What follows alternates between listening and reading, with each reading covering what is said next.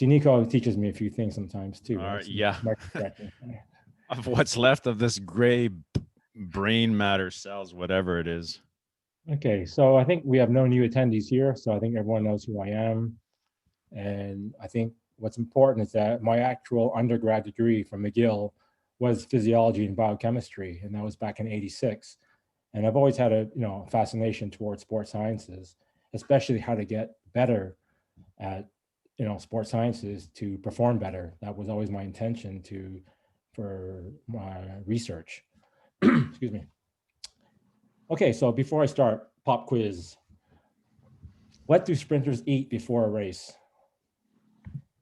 Chicken Nothing. McNuggets. Nothing. They fast. Ah, Okay.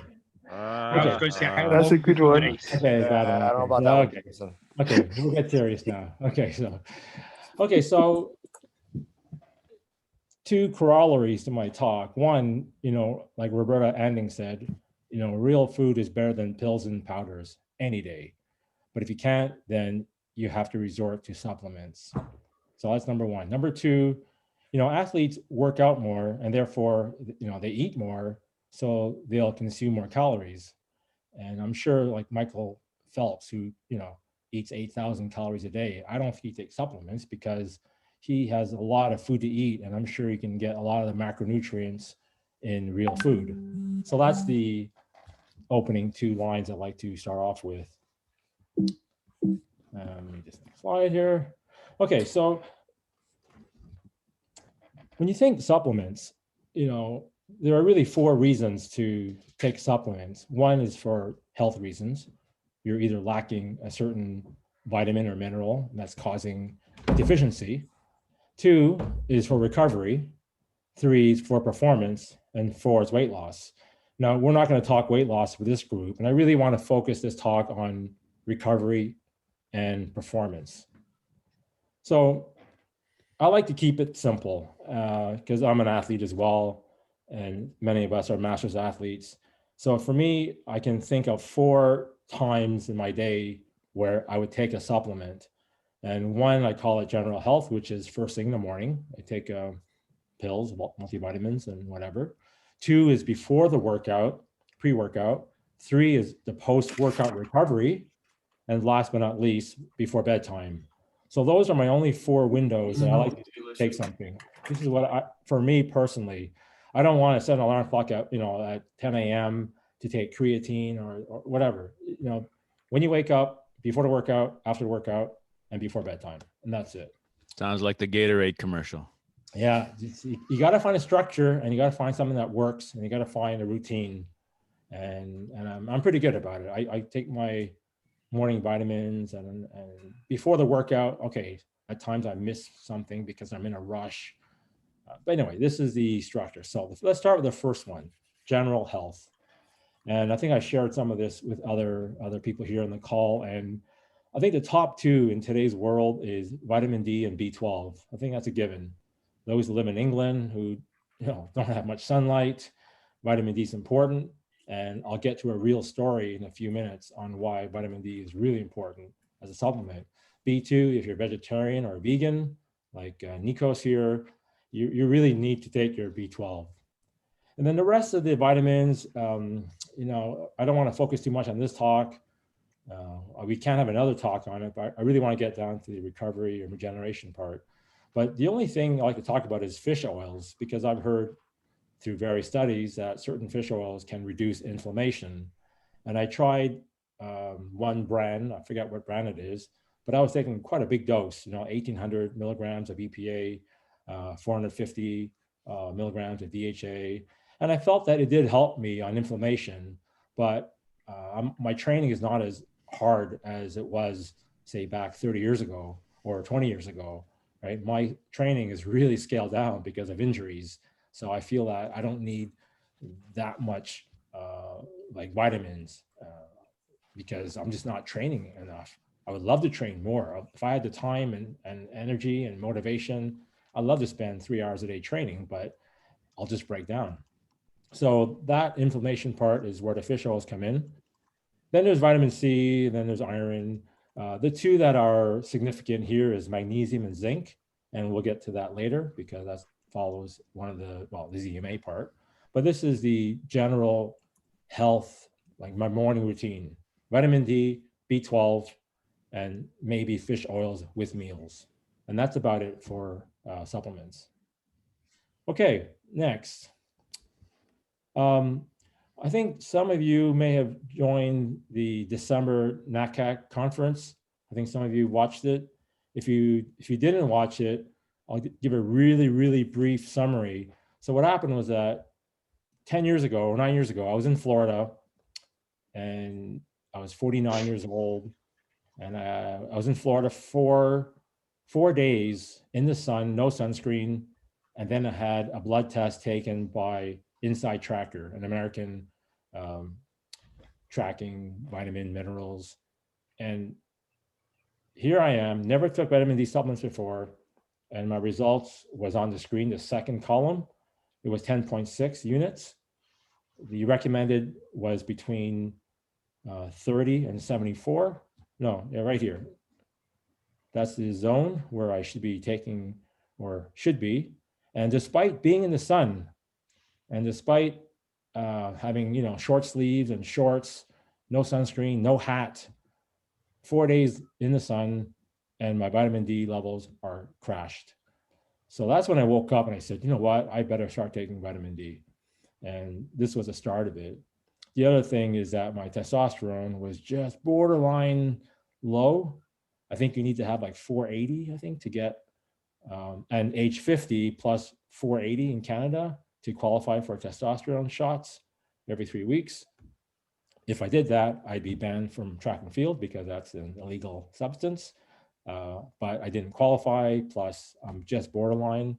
But that's something to think about. The moral of the story here is just get tested, really, to see where you're really lacking. The vitamin D result was real shocker for me. And of course, last but not least, just because you're low on something doesn't mean more is better. You really have to understand the increase and decrease absorption rates.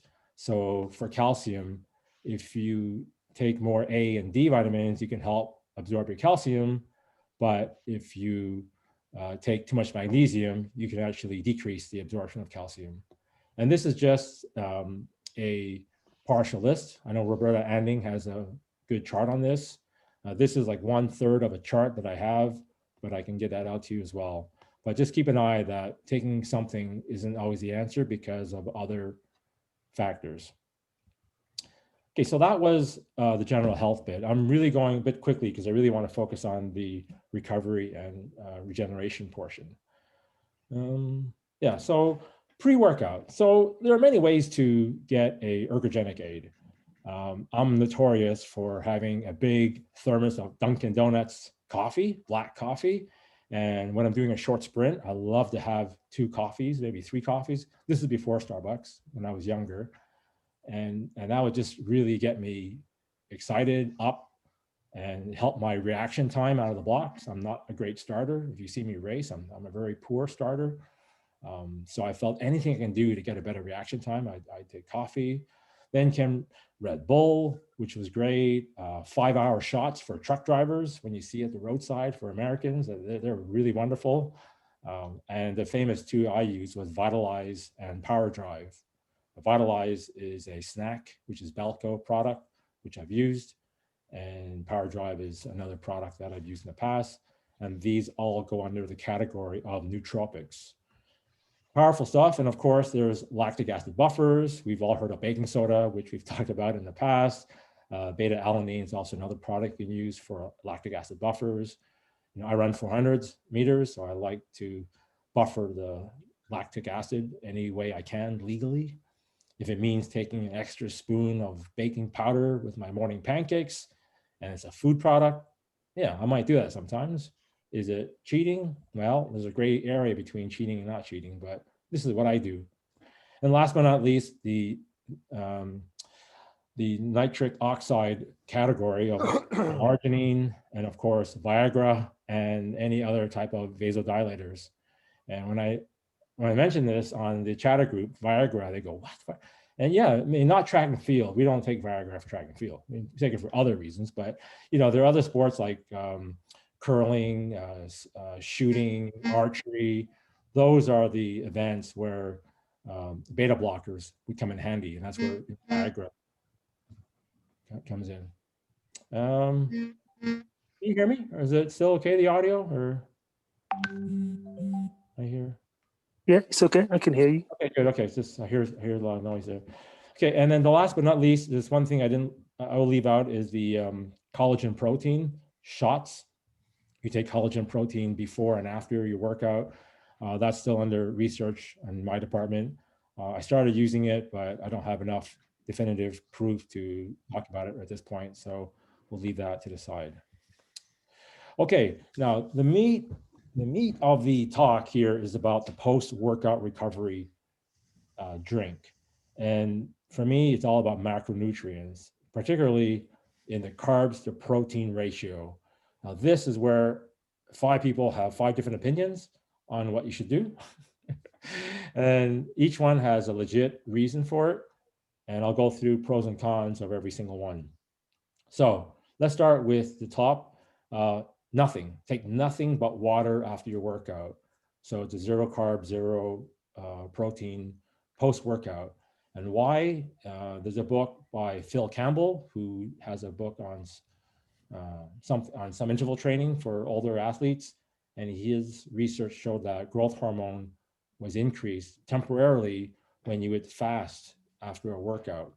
I haven't tried it because I just need food after a workout, but there's more research on why taking nothing after workout is good for you if you want to increase growth hormone. Fast for how long? 2 hours, up to 2 hours. That was his research. I can get more. You missed the technical window of absorption that everybody talks about. But yeah, it's true. But isn't that's up to 2 hours, Richie, you've got to absorb as much. Actually, an hour and a half, 90 minutes is what they say is the ideal time for absorption. Yeah, so that's, I mean, that goes against that. I'm just making the observation. Yeah. Oh, okay. But the thing is, his research was it would increase growth hormone, but just having growth hormone isn't the answer. I think you should look at the whole picture of what you need it for. And maybe we should talk about what events you do here. Now, if I was a decathlete, it's one thing, right? I definitely want my glycogen stores loaded up. If I was a marathon runner, an ultra marathon runner, or even doing rounds, I would think this differently. But for now, let's Jimson, yeah.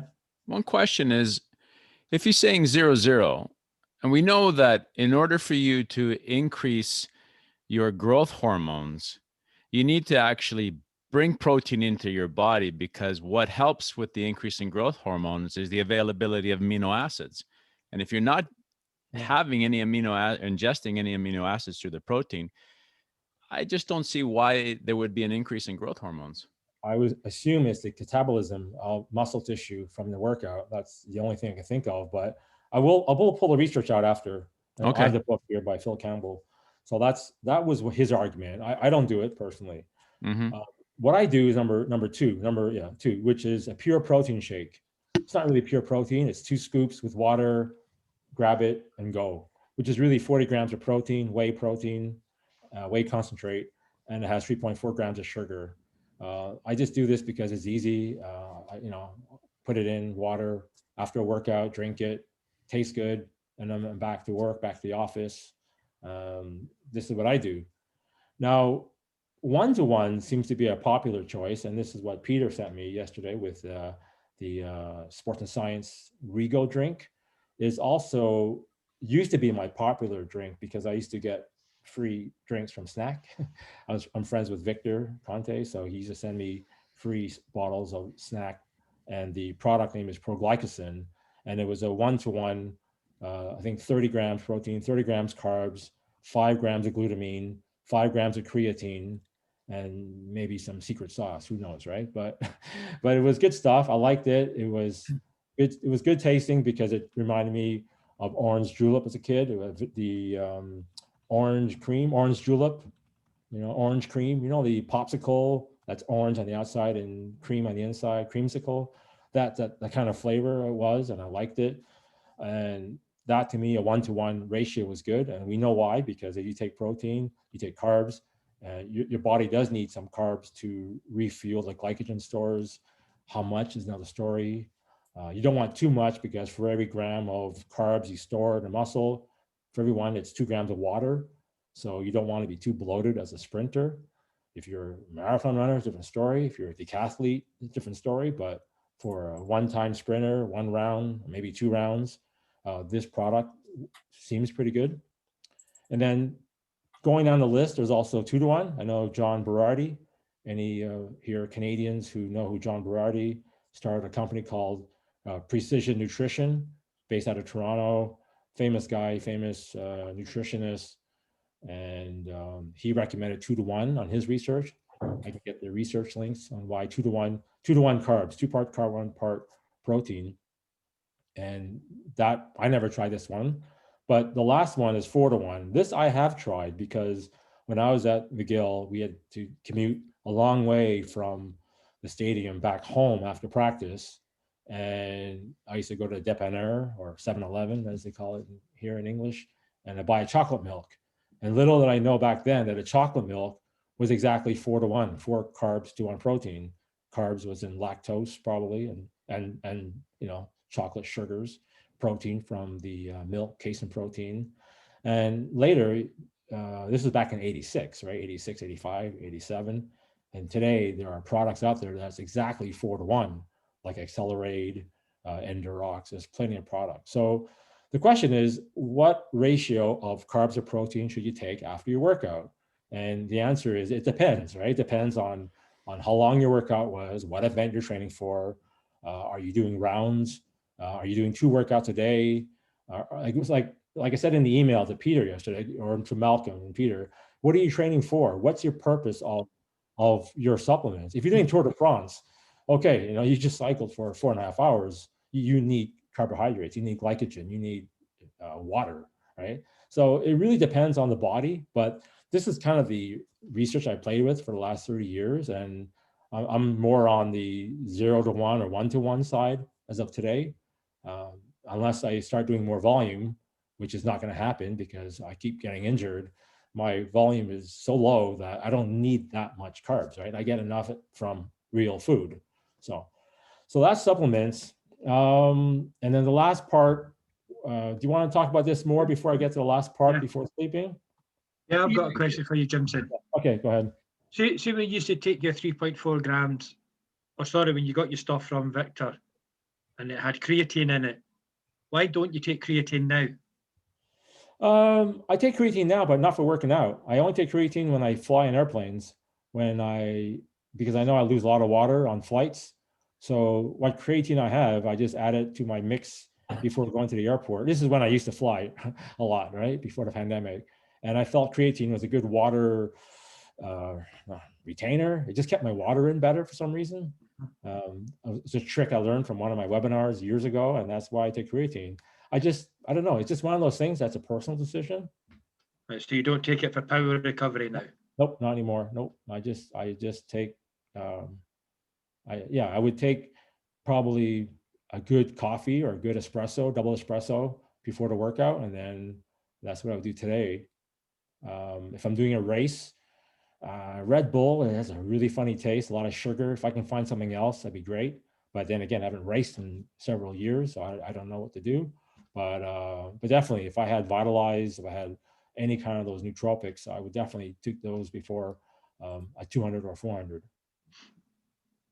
Yeah, but with this Red Bull thing, the question I have is, you drink it, you ingest it.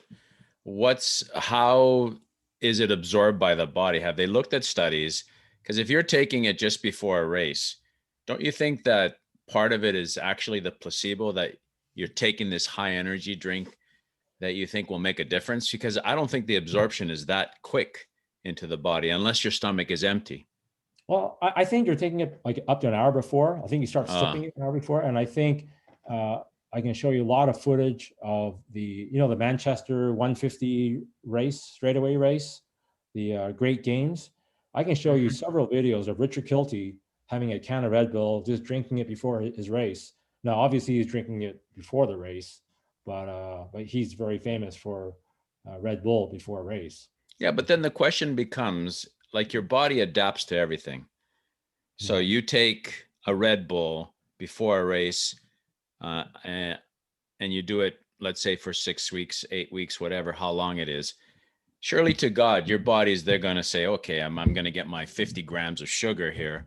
Well, now I'm going to need more to be able to stimulate my body to compete. So that's the thing you got to keep in mind when you're supplementing, I think, or looking at when you're ingesting things, because at a certain point it becomes, how do you say, it's not effective anymore. Like for instance, if you drink coffee, caffeine, if you haven't drank coffee for a long time and then you started drinking it again, it's going to be that stimulant. But in order for you to get stimulated as a chronic coffee drinker, you're going to need more and more volume of it.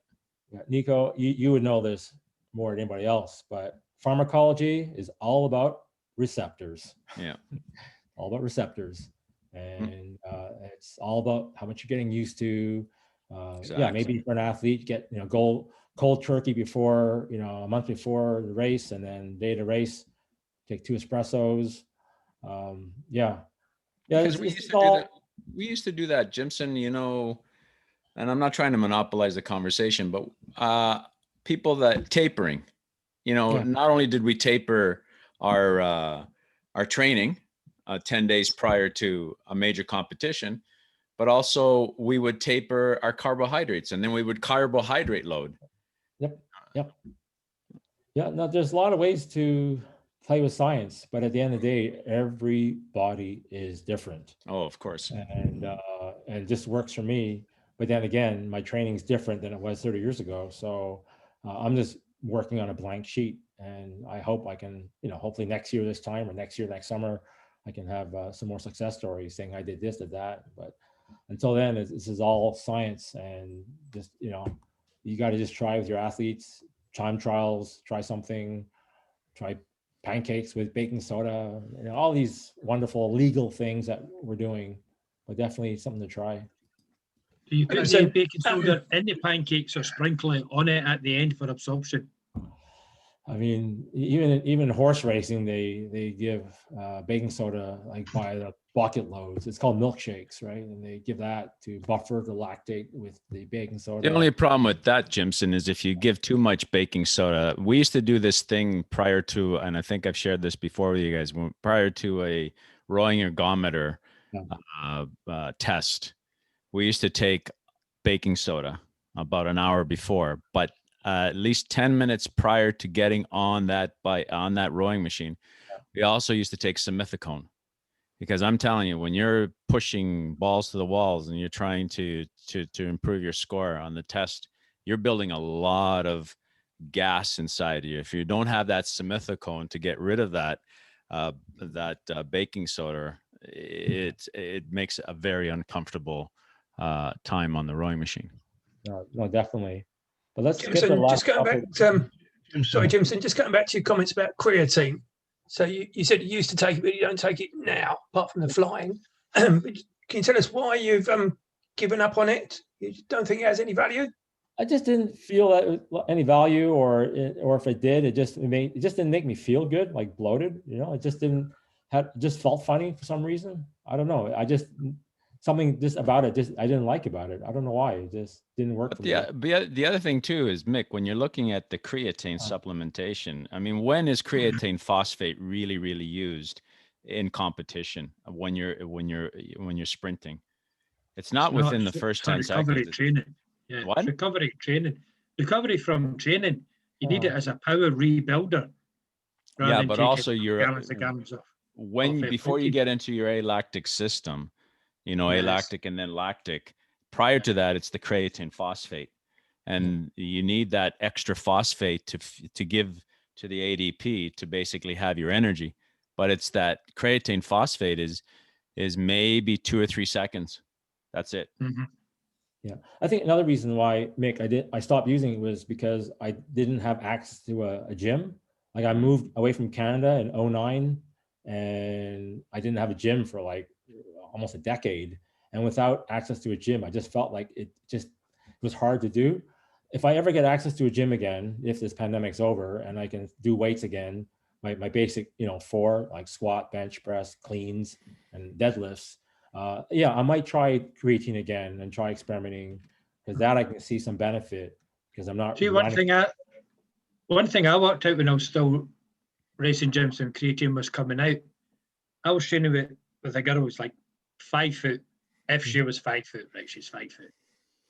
And if you read the packet of creatine, me and her were taking the same amount. So I'm thinking, I'm at least 50% heavier than her. So, but we're taking the same amount of creatine. That's just not correct. And I was in Florida and I was reading a bodybuilding magazine. And it's from a Canadian university, Nikos. So eureka moment for me, because all the testing is done on 200-pound males. So unless you weigh 200 pounds, 5 grams of creatine every day is too much. So if you only weigh 100 pounds, then you should be taking 2.5 grams of creatine. It really was that simple. So maybe you're taking too much. The question is, grams. if you take the creatine, it's I mean, it depends how much muscle you got there in the first place, and whether taking a creatine increases the density within that muscle. Otherwise it will go straight through you. But so do you take protein and just build muscle, and that should give you creatine at the same time. But whether that will extend the time that the creatine stores last, I've seen sort of 6-7 seconds for creatine as your power source, really. Yep. Whether you can, by taking the creatine, what does that make that 7-8 seconds or not? That's just kind of questions, isn't it? Yeah, actually, my dosage was based on lean body mass, and I can take it up for you if you want after the call, but it was based on lean body mass, and there's a formula. So I'll send that to you if you're interested. Yeah, and then the real question becomes, sorry, Alan, for interrupting you, but the real question becomes age. Now, when we're aging, we're losing muscle mass. We're losing glycogen store. We're losing niacin, not niacin, we're losing zinc in our muscles, because you got to realize zinc is a very important mineral in the body, of which muscles account for almost 50 to 60% of that. So when you're doing all that, then you got to look at the fact that, do we need to supplement creatine phosphate as we get older or not? Alan, the last question before I move. Next slide. Yeah, I was going to say, you did it on your muscle mass. To those emails that you mentioned, under 2 questions, what are you recovering from and what are you recovering for? For instance, you're a marathon runner and you've done, your 20-mile long run on the one day, you're probably going to do very little the next day, or, take a sprinter that's done, an intense speed acquisition session, and then the next session, maybe even the same day, is going to be some form of resistance or lifting training. So what are you recovering from and what are you recovering for, and whether those 2 things clash in terms of what you're going to take. Yeah, no, definitely. All this has to be analyzed and questioned before you start taking anything, really. So, but in my case, I'm a male sprinter, 57, running 1-time events, single shot. So this is what I need. I don't. Maybe at the World Masters we have multiple rounds in the same day, but my case is different than your athletes and Alan's athletes. Alan, you had a question. Alan, yeah, go ahead. Alan. I was just going to say that formula you worked out for your lean muscle mass, I did the same thing, and I think I sent it to you when we were corresponding about this. But it was basically 200 pounds is 5 grams. And as Mick said, all vitamin manufacturers want you to take the maximum amount of stuff over the minimum amount of time period, so you're buying more of their product. So you've always got to take the instructions with a big pinch of salt. But again, the bottom line is the 5 grams dose is for a 200-pound muscle mass person. So if you're only 100 pounds, you only need to take half that. And I found that worked an absolute treat. Yeah, I'm it curious. Stopped people being bloated. It stopped the diarrhea. Stopped people feeling bad, as you said, because basically everybody was taking too much. Yeah, I'm curious what my formula was, but I'll send it to you right after. So, Okay, the last one we should talk about is before bedtime. And this we had a little talk about a few months ago, but I think we should really look at all the options. So the thing is, you can only take one thing before bedtime, really, because you can't be in a full stomach and take, say, tart cherry juice, right? It's going to change everything. So here are the 5 that I've played with over the years, and some a success, some no effect. So number 1 was chromium picolinate, and I tried that because someone told me to try it, and I found it did nothing for me. It's a little green bottle you get at Holland and Barrett. So that's something that I don't know if anyone tried it and it has any effect on your sleep, helping you deep sleep, helping you not wake up at 2 in the morning, go to the bathroom. Anything that helps you sleep better, longer is the key here, and to feel better the next day. So for me, chromium picolinate didn't do much for me. Tart cherry juice is number 2, which you can also buy at Holland and Barrett. I felt this is a good one. I like it. It's quite cheap. You add 1 ounce of 30 milliliters to a glass of water before bedtime, empty stomach, and I felt that this really helped my sleep better. It worked for me, but it may not work for you. Beetroot juice was something new that Roberta Anding mentioned on the call, and I tried it once. It tastes disgusting. That's the only problem. If you give me a choice between cherry or beetroot, the answer is cherry, right? So for me, I like the taste of cherry juice, but I didn't try beetroot juice enough to see any benefits. There is room for research, and I will probably try that later.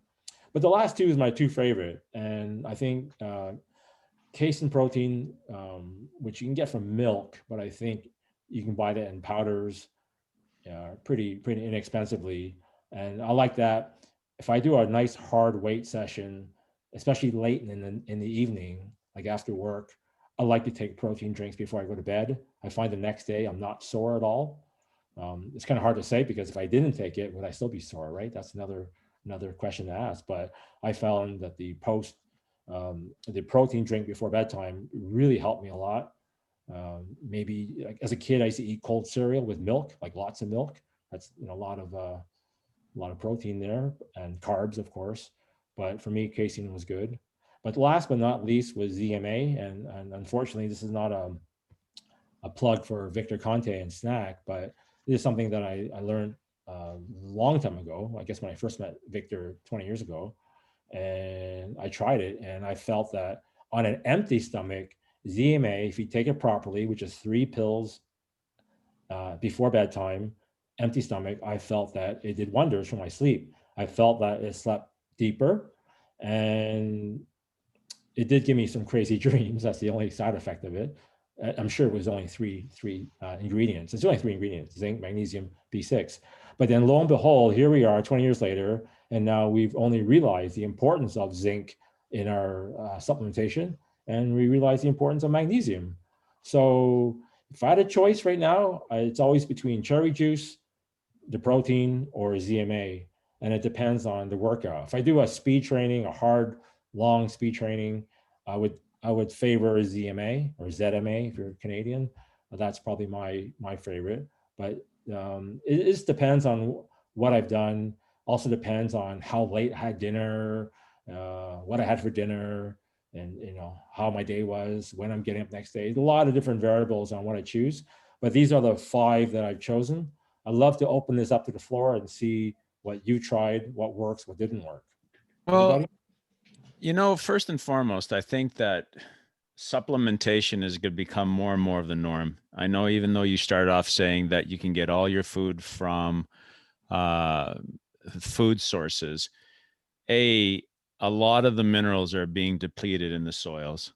And then that's where the zincs and the magnesiums and the seleniums are found. So I think as we progress forward, supplementing is going to be a mainstay. Secondly, the one thing that I didn't see here that I've been experimenting with a lot, and we had this talk before, was niacin or B3. I find that B3 is something that helps with inflammation. But more importantly, remember when we had that talk on the sirtuins, and what they found is that B3 actually helps increase the NAD. Remember the nicotinamide adenine dinucleotides, which actually helps with increasing the amount of sirtuins, which actually is an anti-aging thing. So I would highly recommend putting B3 on this list. As for when you said ZMA, which is very interesting, before I go to bed, I actually make this concoction where I have vitamin C, B3, B12, because I'm a vegan, magnesium, zinc, selenium, iodine, and D3. And what else? There's 2 other things, and I mix it all up. And I've tried that resveratrol. Remember we were talking about resveratrol, which is another thing that they're thinking that helps with aging and stuff like this. And I kid you not, when I drink that drink, I have really, really, really deep sleeps, and it's probably because the zinc and the magnesium are in there as well. Yeah. Also for me, it also depends on what time my last coffee was at. If I have it past 4 o'clock in the afternoon, my sleep pattern gets ruined that night. So I try to stop having, I just, whatever. It just, that's my body. It's different. But everyone reacts different to different supplements. True. Anybody else have stories to share with supplements before bedtime? No, just whiskey, shot of whiskey. But it would be Chasing his interesting to money see, here, Jensen. because I don't take a great deal. Well, you know me for years anyway. What I found this part interesting and captivating, and I'm just one of those who's not, if I may say, a human guinea pig who've tried a lot of things, because I'm confused. I'm never sure what to go for. And I remember the best advice Jimson gave me years ago was, says, just eat your balanced diet, eat good food. You might not get everything, but you'll be okay. So, but then recently I've been using like turmeric, I think it's curcumin, but to go to bed, maybe apart from magnesium, I don't think I take anything else because I'm not sure what to take as an athlete. It depends on your workout. It depends on your workout, what you had that day. I know the Brits eat really early, like at 5 o'clock at night, which is bizarre. But my family, we're like Italian. We eat at 8 o'clock at night, our dinner. So by 10:30, I'm still full. So, certain things, it depends on your body, how much you've digested, how hungry you are. It's really, you have to really play around with it. But the most important thing is you want to make sure you get a good night's sleep, whatever it takes. So it means no coffee past 3 o'clock in the afternoon. It means no coffee. If it means taking one of these pills, that's great. So everyone has to just play with their schedule and all your athlete schedule to see what works. I know one thing works is stop the computer, stop the blue screens an hour before. If you do that, trust me, everyone gets better sleep. Read a book for an hour before you sleep, and I guarantee you'll sleep better. But they're all on their phones and checking their likes on Instagram, and just get rid of the phone, man. Jimson? Yep, Richie? Have you read anything yet besides analogous things on wearing the glasses? I put that on there, but my son got me some for Christmas. And so, because sometimes I'll read a book at night in the evening, and then gets tired, go to sleep. It seems like I'm sleeping better even if I do that and not read a real book. I know those are fairly new. I wonder if there's any research on it yet, or if it's. What are you talking about, Richie? The blue blue light glasses. Blue You light. put glasses on that cut out the effect of the blue light. Apparently, that's the. Yeah. But here's the question I have to you guys out there, and I'm just throwing it out there. It's not just the light; it's also the electromagnetic energy that's coming off that system, right. That the frequency from the iPad or the computer. But aren't some of those gadgets white light now? I thought they were made to. They've eliminated the blue light on. I can't remember the trade name of them, but the things that you read your book on. I you mean the Kindles? The little tablets. Kindle, yeah. Thank you, Kindle. I thought they made those. In fact, I think there's one called a Kindle White or something like that. Yeah. Yeah, they're the only ones that don't do blue light. It's a Kindle, yeah. Okay. Yeah. When I'm done reading, it's off. It's shut down completely. There's no waves coming out of it. I just do that to read for 30 minutes or so. But I found, Richie, when I read a book, paper, I find that my eyes are, because even though you're wearing the blue thing, it's an illuminated screen, you know, and I think that it could be it's still a stimulant. Where a book, it's the light shining on the paper as opposed to the light coming directly from behind into your eyes. Well, that's what I'm saying. Maybe. I've had the same feeling like you say, like I read an article or a magazine or a book. I have the kind of the same feeling now with the glasses doing that. And Okay. I've got like a dark background with light gray text. So it's not like